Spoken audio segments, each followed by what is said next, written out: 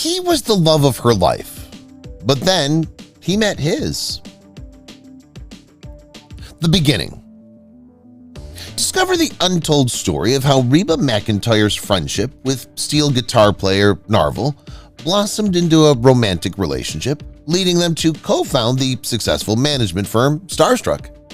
Yet concealed behind closed doors was a secret that would ultimately shake the very foundations of her marriage. Delve into the truth about her hidden desires and the surprising twist her love life took.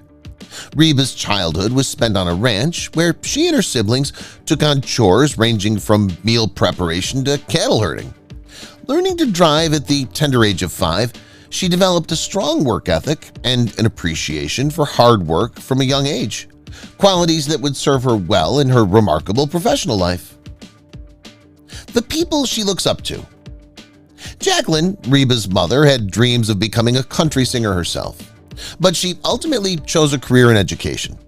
However, the love for music ran deep in their family, as both of Jacqueline's ancestors were accomplished rodeo steer ropers, with her father even securing 3 world champion titles in this demanding sport. With rodeo competitions being a constant in their lives, it was only natural for the family to fill their travels with music, often breaking into song on the road. Jacqueline's influence on her daughter, Reba's early musical journey, was undeniable, exposing her to the world of country music and nurturing her passion for self-expression through song.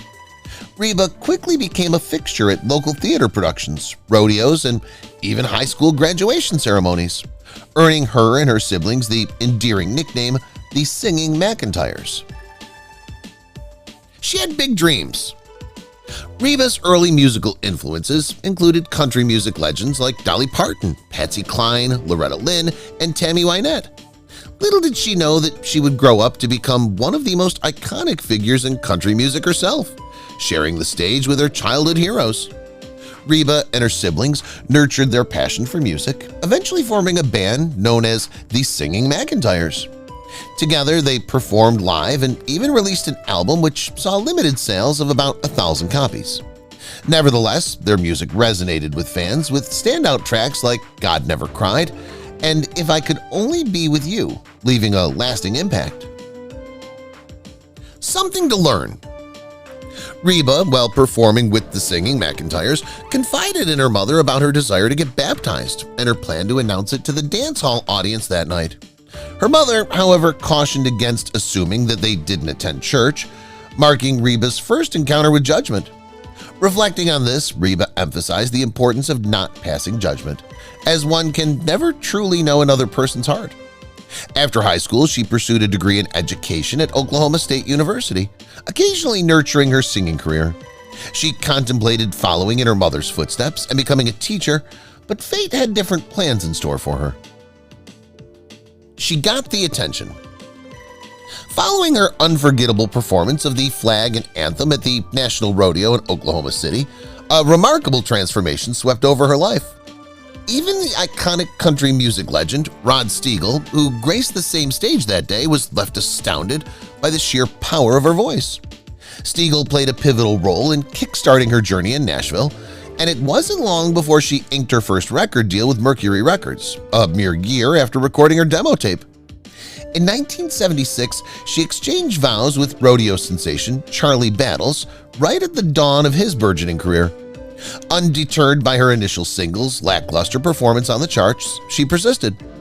It was in 1979 when she breathed life into Patsy Cline's Sweet Dreams, which soared to number 19 on the Billboard country charts. For her, this marked only the inception of her remarkable music journey. Not on the list. In 1977, Reba McEntire made her highly anticipated debut at the Grand Ole Opry, a moment she'd driven all the way to Nashville for. However, her excitement quickly turned into a frustrating encounter with a security guard who initially denied her entry, claiming her name was not on the guest list. With unwavering determination, she argued her case, emphasizing that she couldn't miss her performance. Eventually, the guard located her name and granted her access. To her disappointment, she discovered that Dolly Parton had been allotted the majority of her scheduled stage time, leaving her stunned by the producer's decision. In 1983, after achieving her first #1 single on the Billboard charts, Reba decided to part ways with Mercury Records, feeling pressured to perform more country pop ballads, which didn't pique her interest. The following year, she released Just a Little Love, her 7th studio album, and re-released a less successful album with its once weakest tracks becoming her most popular songs. Obstacles on her way. Reba and her first husband, Charlie Battles, found themselves drifting apart as their priorities diverged.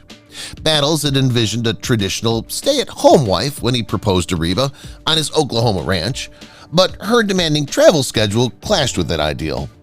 In 1987, they made the difficult decision to part ways and filed for divorce. Reflecting on this period, Reba stated, "I had to pack everything in one day and leave. I wasn't the little girl anymore, taking orders and doing what he said." This marked a significant turning point in her life as she sought to assert her independence and pursue her career on her own terms. First film. Reba McEntire's journey in the world of film began with her role in the 1990 horror comedy Tremors. She was so enamored with the experience that she and her husband Narvel decided to postpone their honeymoon, allowing her to complete filming. Interestingly, her co-star Kevin Bacon viewed the film as a low point in his career. But for Reba, it was a thrilling glimpse into a new artistic field that she'd long been curious about. Tragically, her life took a devastating turn in 1991 when a terrible accident occurred. At that time, everything seemed to be going well for her, but her entire band of 8 members tragically perished when their charter plane collided with a mountain near San Diego. Those band members had become like family to Reba, and their sudden departure left her utterly devastated. Missed out on a good deal. Reba McEntire once had the opportunity to be a part of James Cameron's iconic film Titanic. However, due to scheduling conflicts and her commitment to her loyal fans who had already purchased tickets to her shows, she reluctantly had to decline the role. She humorously remarked that her schedule just kept shifting. Consequently, the role of Molly Brown went to Kathy Bates. Titanic went on to become the second highest-grossing film of all time, raking in over $2 billion worldwide. Despite this mischance, Reba's career had its own triumphs, with her 1997 album What If It's You producing chart-topping hits like The Fear of Being Alone and How Was I to Know, marking a great comeback for the talented artist. Ain't funny. In 2012, distressing rumors began to circulate online, falsely claiming that Reba had tragically fallen off a cliff during a film shoot in Australia. The viral hoax deeply affected everyone who knew her, with her sister growing increasingly concerned when she couldn't reach Reba. Fortunately, she managed to answer the phone and dispel the unfounded rumors. Addressing her followers on Twitter, Reba expressed her disdain for such heartless hoaxes, emphasizing that they were far from funny.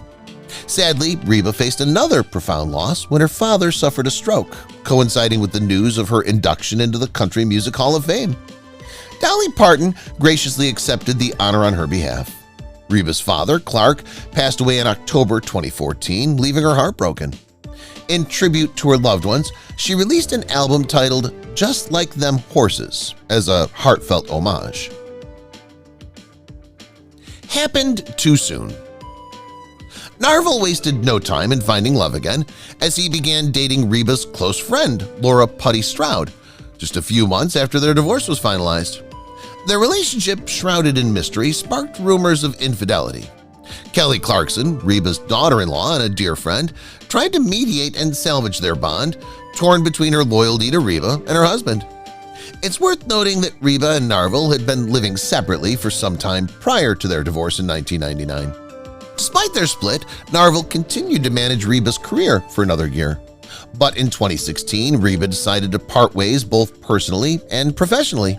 She founded Reba's Business Inc., delving into management for emerging artists and launching her line of clothing, makeup, and jewelry.